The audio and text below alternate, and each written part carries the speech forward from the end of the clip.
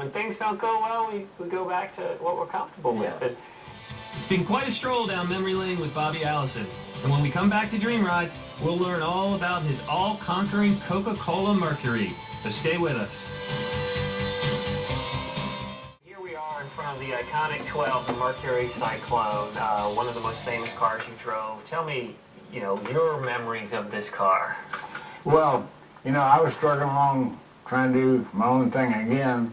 Got a phone call from Ralph Moody.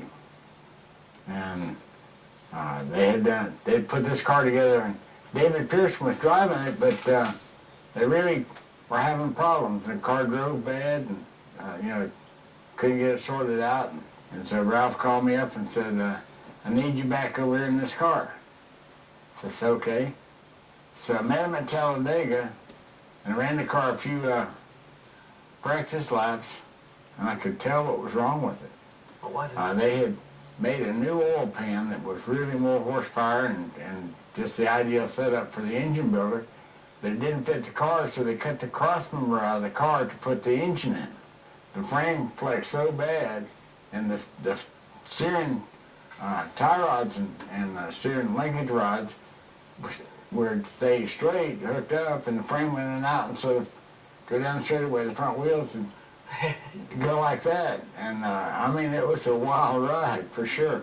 So knowing what this problem was, went home and made a little piece of metal to go underneath the oil pan and hook the two bottom A-frame supports together. Came back the next morning and bolted that in the car and could drive this thing with one hand. That's awesome. And really was going to win that race. I let it. But they had a caution right at the very end. And Donnie was driving Wood Brothers' car, and that thing was really, really good, and it accelerated good. And so we had a caution right at the end, and Donnie beat me on the restart, and Donnie got far enough away that he beat me back around for the win. I ended up second.